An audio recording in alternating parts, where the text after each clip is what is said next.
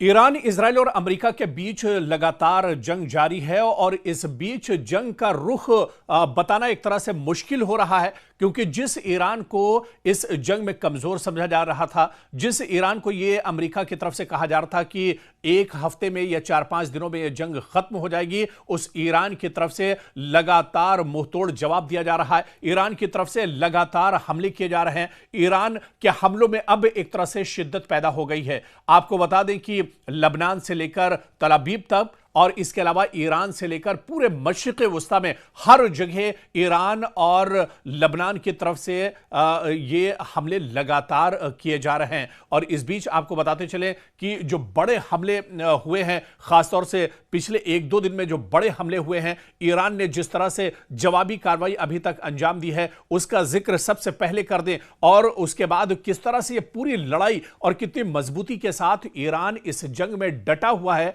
वो भी हम आपको बताएंगे। लेकिन सबसे पहले पिछले कुछ घंटों का जो अपडेट है वो हम आपको बता देते हैं। किस तरह से इस जंग में मजबूती के साथ ईरान खड़ा है, वो तस्वीर हम आपको बता देते हैं। आप देखिए कि पूरे मशरिक़ वस्ता में पिछले 10-15 दिनों से आप देखिए किस तरह से यह जंग लड़ी जा रही है। और इस बीच में आप देखिए कि सबसे ज्यादा जो नुकसान हुआ है वो इजराइल और अमेरिका का हुआ है। यानी पूरे मशरिक़ वस्ता में, मिडिल ईस्ट में जहां जहां अमेरिका का इंफ्रास्ट्रक्चर है, अमेरिका के तंसीबात हैं, उन्हें काफी ज्यादा नुकसान हुआ है। शुरुआत अगर इराक से करें तो बगदाद में अमेरिकी सिफारतखाने पर मिसाइल से बड़ा हमला किया गया है और इसी से पूरे इलाके में एक तरह से कशीदगी बढ़ गई है। मुत्तहिदा अरब अमारात की बात करें, यानी यूएई की बात करें, तो यहां पर फुजैरा के ऑयल पोर्ट के करीब ड्रोन से बड़ा हमला हुआ है जिसमें आग लग गई और उसके बाद काफी ज्यादा नुकसान फुजैरा ऑयल रिफाइनरी पर किया गया है। इसके अलावा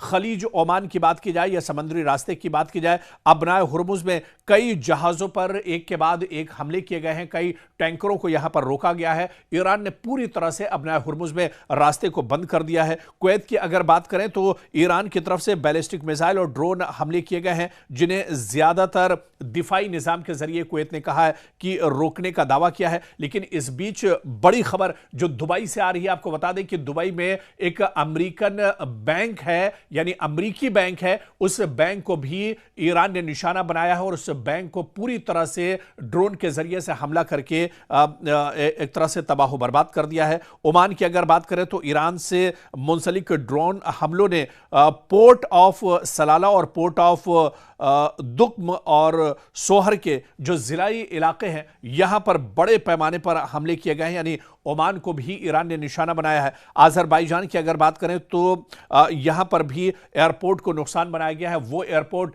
जहां से अमेरिका अपना दरअसल पूरी कार्रवाई करता है, अमेरिका का ये दरअसल एयरबेस है आज़रबाईजान में, यहां पर भी नुकसान पहुंचाने की कोशिश ईरान की तरफ से की गई है। तो यह मशरिक़ वस्ता की तस्वीर है जहां पर लगातार एक तरह से हमले हो रहे हैं। और इस बीच अगर तल अवीव की बात करें, शोहम जो एक जगह इजराइल में, वहां की बात करें, या इसी तरह से दूसरे जो इजराइल के इलाके हैं, यहां पर भी बड़े पैमाने पर ईरान की तरफ से हमले किए जा रहे हैं। ईरान जो पहले शुरुआती तौर पर जिस तरह से हमने देखा कि ईरान की तरफ से ड्रोन हमले किए जा रहे थे, रॉकेट के जरिए से हमले किए जा रहे थे और अक्सर ये हमले एक तरह से नाकाम इजराइल कर दे रहा था। लेकिन अब बड़ा कदम उठाते हुए ईरान ने मिसाइल अटैक शुरू किए हैं इजराइल के ऊपर और यही वजह है कि तल अवीव में बहुत बड़े पैमाने पर नुकसान अब तक उठाना पड़ा है इजराइल को। और इसके अलावा दूसरे जो इलाके हैं, मशरिक़ी यरूशलेम की बात करें तो यहां पर बड़े पैमाने पर अब ईरान ने हमले शुरू किए हैं और इसी तरह से और जो दूसरे इलाके हैं यहां पर भी ईरान की तरफ से लगातार हमले किए जा रहे हैं। तो ईरान पूरी मजबूती के साथ हमले कर रहा है, लगातार उसकी तरफ से अटैक किए जा रहे हैं। और जो बड़ी खबर इस वक्त मिडिल ईस्ट से आ रही है वो दरअसल सऊदी अरब से है, जहां पर अमेरिका के एयरबेस पर अमेरिका के फ्यूल कंटेनर यानी तैयारे एक तरह से खड़े हुए थे, जिनके अंदर बताया जा रहा है कि फ्यूल, लड़ाका तैयारों का फ्यूल था। उन 5 जहाज को ईरान ने नुकसान पहुंचाया है और 5 जहाज को पूरी तरह से तबाह बर्बाद कर दिया है। सऊदी अरब में किंग सलमान एयरपोर्ट पर, जहां पर अमेरिका का एयरबेस है और यह काफी मजबूत और बड़ा एयरबेस बताया जाता है। इस एयरबेस पर भी बड़ा हमला ईरान की तरफ से किया गया है, जहां पर अमेरिका के 5 जहाज तबाह किए गए हैं। पहले आप देखिए कि दुबई में अमेरिका के 3 जहाज तबाह किए गए थे। इसके अलावा इराक में एक जहाज अमेरिका का तबाह किया गया था और अब सऊदी अरब में किंग सलमान जो एयरबेस है अमेरिका का, वहां पर अमेरिका के 5 जहाज बुरी तरह से तबाह किए गए हैं और ड्रोन और मिसाइल के जरिए से यह बड़ा हमला किया गया है। इस बीच ईरान ने मशरिक़ वस्ता में खासतौर से कुवैत और दुबई के जो साहिली इलाके हैं इन्हें खाली करने की वार्निंग दी है और ईरान ने कहा है कि वो दरअसल इन मुल्कों पर हमला नहीं कर रहा है, बल्कि मशरिक़ वस्ता के ये ममालिक जहां पर अमेरिका का इंफ्रास्ट्रक्चर है, अमेरिकी तंसीबात हैं, अमेरिका के सिक्योरिटी फोर्सेस जहां पर तैनात हैं या अमेरिका के जहां जहां एयरबेस हैं, उन्हें दरअसल नुकसान ईरान पहुंचा रहा है और उस पर ईरान लगातार हमले जारी रखेगा। इस बीच आपको बता दें कि अमेरिका डर का शिकार है। अमेरिका के अंदर अब डर असल में इस बात का है कि मशरिक़ वस्ता में तकरीबन 50,000 जो उसके सिक्योरिटी फोर्सेस अलग अलग जगहों पर तैनात हैं, उनकी हिफाजत अमेरिका नहीं कर पा रहा है। लगातार अमेरिका के सिक्योरिटी फोर्सेस यानी अमेरिका के जो ठिकाने हैं, अमेरिका की जो एम्बेसी है, अमेरिका के जो एयरबेस और उसके जो अड्डे हैं, वहां पर ईरान लगातार टारगेट कर रहा है और अब ईरान ने नई वार्निंग जारी की है और ईरान ने कहा है कि अब पूरी मजबूती के साथ और बड़े हमले इस पूरे इलाके में, इस पूरे रीजन में, पूरे खित्ते में किए जाएंगे जहां पर अमेरिका के एयरबेस, अमेरिका का इंफ्रास्ट्रक्चर या अमेरिका के जो तंसीबात हैं उन्हें अब एक तरह से निशाना बनाया जाएगा। तो एक तरह से मिडिल ईस्ट में यानी मशरिक़ वस्ता में अमेरिका के जहां इंफ्रास्ट्रक्चर है, अमेरिका के जो तंसीबात हैं उन्हें ईरान निशाना बना रहा है और इसके अलावा सीधे तेहरान से एक तरह से तल अवीव पर लगातार हमले किए जा रहे हैं। तो तल अवीव को लगातार नुकसान पहुंचाया जा रहा है, हमले किए जा रहे हैं और इजराइल के अंदर तो इस तरह के हालात हैं। जो रिपोर्ट वहां से आ रही है, नेटवर्क 18 के रिपोर्टर रिफत अब्दुल्ला खुद मौजूद हैं, अपनी आंखों देखी जो तस्वीरें होती हैं, जो उनकी रिपोर्ट होती है वो हमारे सामने आती है और सच्चाई एक तरह से नेटवर्क 18 दुनिया के सामने ला रहा है या हम जो सच्चाई इजराइल के अंदर तबाही की है वो हम लेकर आ रहे हैं, क्योंकि मीडिया के दूसरे जो सोर्सेज हैं उसके जरिए से इस तरह की तस्वीरें निकलकर सामने नहीं आ रही है। लेकिन असल तस्वीर इजराइल के अंदर, दरअसल पूरे इजराइल के अंदर हाहाकार मचा हुआ है, पूरे इजराइल के अंदर दरअसल अफरा तफरी का माहौल है और हर वक्त खतरे के सायरन लगातार पूरे इजराइल में एक तरह से बज रहे हैं। एक शहर में सायरन बजता है तो दूसरे शहर में हमला होता है, एक शहर में वार्निंग दी जाती है तो तीसरा शहर में अफरा तफरी की खबरें आती हैं। तो लगातार पूरे इजराइल में अफरा तफरी मची हुई है। दरअसल इजराइल ने नहीं सोचा था कि अमेरिका के साथ वो जंग लड़ेगा, अमेरिका के साथ मुश्तरका जंग लड़ेगा तो अमेरिका इजराइल को बचा लेगा। दरअसल ये इजराइल की गलत फहमी थी जो अब निकलकर सामने आ रही है। हालांकि इससे पहले जंग किस तरह से लड़ी जाती है, कितनी मजबूती के साथ ईरान जंग लड़ेगा, इसकी एक बानगी जब 12 दिनों की जंग हुई थी उस वक्त ईरान ने दे दिया था। ईरान ने उस वक्त बता दिया था कि ईरान कितनी मजबूती के साथ इजराइल को जवाब दे सकता है। 12 दिनों की जंग में इजराइल को नाको चने चबवाए थे ईरान ने और एक बार फिर जब इतनी ज्यादा मशक्कतें हैं, इतनी ज्यादा रुकावटें हैं ईरान के सामने, लेकिन फिर भी ईरान लगातार मशरिक़ वस्ता और इसके अलावा आप देखिए कि इजराइल के जो अलग अलग इलाके हैं उन्हें एक तरह से निशाना बना रहा है। खासतौर से इजराइल की अगर बात करें तो तल अवीव बुरी तरह से तबाह बर्बाद हुआ है। हैफा की बात करें, यह शहर बहुत इंपॉर्टेंट है, यहां पर भी बड़े पैमाने पर ईरान ने तबाही मचाई है। मशरिकी यरूशलेम में भी बड़े पैमाने पर नुकसान पहुंचाया गया है। शिहोम एक बहुत इंपॉर्टेंट शहर है इजराइल का, यहां पर भी बड़े पैमाने पर हमला किया गया है। शिहोम में कई जो ऑयल रिफाइनरी है उसे भी एक तरह से टारगेट किया गया है और इसी तरह से एक जो एयरपोर्ट है, बहुत इंपॉर्टेंट एयरपोर्ट जिसे ईरान इससे पहले भी निशाना बना चुका है, वहां पर भी एक बार फिर से ईरान ने यह हमला किया है। तो पूरे मशरिक़ वुस्ता में दरअसल अब इस जंग के असरात देखने को मिल रहे हैं। और यह माना जा रहा था, जिस तरह से अमेरिकी सदर डोनाल्ड ट्रंप ने यह दावा किया था कि 4-5 दिन यह जंग चलेगी, या बहुत ज्यादा 1 हफ्ता और 10 दिन यह जंग चलेगी, और उसके बाद यह जंग एक तरह से खत्म हो जाएगी, ईरान एक तरह से ज़मीबोस हो जाएगा, ईरान एक तरह से तबाह बर्बाद हो जाएगा। लेकिन अमेरिका ने यह नहीं सोचा था कि ईरान इतनी मजबूती के साथ एक तरह से हमला करेगा। और ईरान के जो पासदाराने इनकलाब है, रिवॉल्यूशनरी गार्ड है, जो सबसे बड़ी ताकत ईरान की है, उन्होंने अब दावा किया है कि यह जंग 10 साल भी चलेगी तो ईरान इसी तरह की मजबूती के साथ यह जंग 10 साल तक लड़ता रहेगा। और अब तो बाकायदा जो नई तस्वीरें रिवॉल्यूशनरी गार्ड्स ने जारी की हैं, जो पूरा गोडाउन है, जो पूरा टनल्स के अंदर जो ड्रोन्स का जखीरा, एक तरह से जो खजाना हथियारों का ईरान के पास है, उसकी तस्वीरें भी अब एक तरह से ईरान ने शाये कर दी है। और ईरान ने दिखाया कि उसकी ताकत कितनी ज्यादा है, क्योंकि ईरान के पास कोई एयरफोर्स नहीं है, लेकिन ईरान की जो सबसे बड़ी ताकत है वो दरअसल ईरान के मिसाइलों का जो जखीरा है वो है। और उससे भी बढ़कर जो ड्रोन है, बहुत खतरनाक ड्रोन ईरान के पास मौजूद है, और यही सबसे बड़ी ताकत दरअसल ईरान की बताई जाती है। तो अब ईरान ने ये चीज भी इजराइल और अमेरिका के सामने खोलकर रख दी है। ईरान पहले से भी कहता रहा है कि उसके पास कोई एटमी हथियार नहीं है, उसने कोई एटमी हथियार नहीं बनाया है, जिसका बाकायदा पूरा प्रोपेगेंडा इजराइल और अमेरिका ने किया। पूरी दुनिया के सामने इजराइल को एक तरह से बदनाम किया गया, और इसी बहाने से अमेरिका ने कई साल पहले से ईरान के ऊपर पाबंदियां लगाकर रखी हैं कि पूरी दुनिया को ईरान से खतरा है। यह दरअसल इजराइल और अमेरिका का प्रोपेगेंडा था, जो अब दुनिया के सामने निकलकर एक तरह से सामने आ चुका है। दुनिया के कई ममालिक ने अभी इसे माना है कि ईरान पर दरअसल यह जंग जबरदस्ती थोपी गई है, इसके पीछे कोई एटमी बम या इस तरह की कोई चीज ईरान के पास नहीं है। यह सिर्फ और सिर्फ मशरिक़ वुस्ता में इजराइल और अमेरिका की दादागिरी है, या यह कहा जाए कि मशरिक़ वुस्ता में इजराइल को बचाने के लिए अमेरिका यह नापाक हरकत इजराइल के साथ मिलकर एक तरह से कर रहा है। ईरान के पास कोई एटमी हथियार नहीं है, यह तस्वीर अब एक तरह से और ज्यादा वाज़ेह हो गई है। और ऐसे में जब यह जंग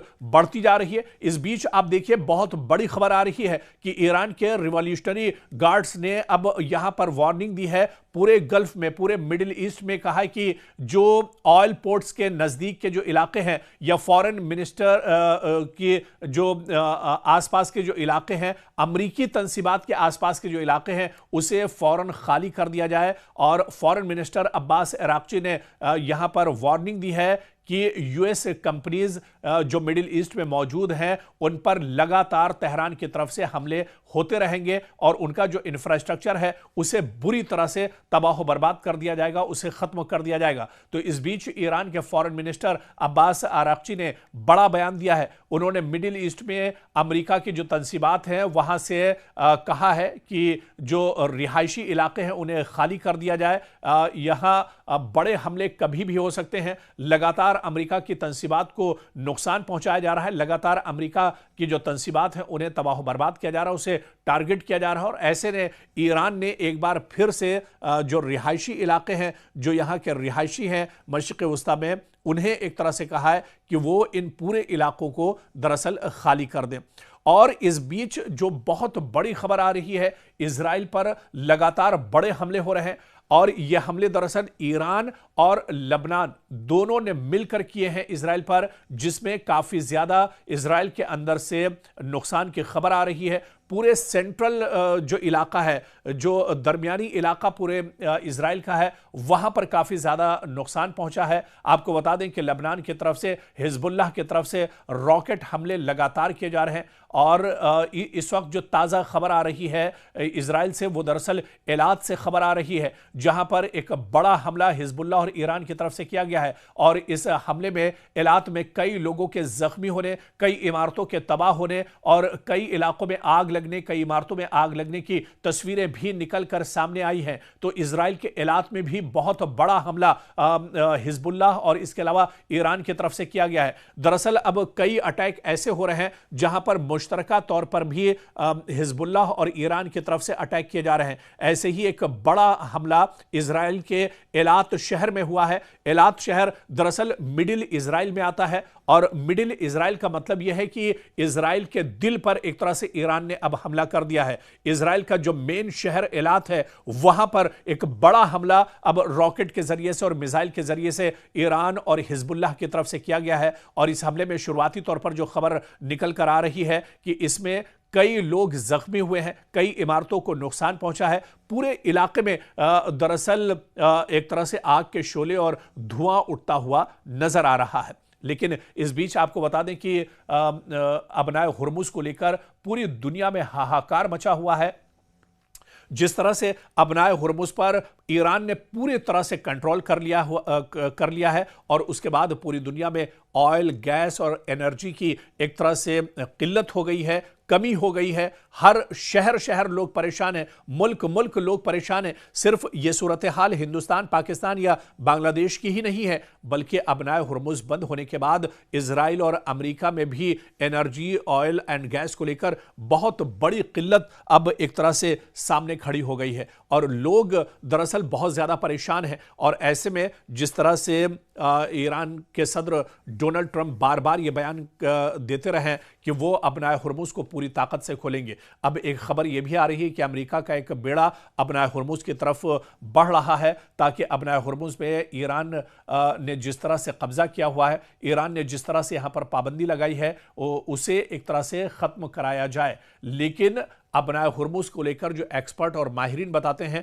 कि अबनाए हुर्मुज में ईरान की पकड़ दरअसल बहुत मजबूत है। ईरान यहां पर बहुत मजबूती के साथ दरअसल उसने पूरे अबनाए हुर्मुज का घेरा किया हुआ है, चहरबंदी उसने एक तरह से कर दी है। और अमेरिका कितनी भी बातें बना ले, क्योंकि वही डोनाल्ड ट्रंप, उन्हीं का यह बयान है जिन्होंने कहा था कि 4-5 दिन यह जंग चलेगी या 1 हफ्ते और 10 दिन यह जंग चलेगी। लेकिन जंग आप देखिए कि आधे महीना तकरीबन इस जंग का गुजर चुका है, लेकिन इजराइल और अमेरिका अभी उस तरह से ईरान को नहीं भेद पाए हैं जितना कमजोर ईरान को समझा जा रहा था। तो अबनाए हुर्मुज में भी पूरी तैयारी के साथ एक तरह से ईरान मौजूद है और अबनाए हुर्मुज में भी लगातार ईरान का यह कहना है कि जब तक अमेरिका या इजराइल पीछे नहीं हटेंगे, अबनाए हुर्मुज से किसी को निकलने की इजाजत नहीं दी जाएगी। और इस बीच एक बड़ी खबर, क्योंकि अमेरिका अब पूरे मशरिक़ वुस्ता में बुरी तरह से डटा हुआ है और इस बीच बड़ी खबर यह आ रही है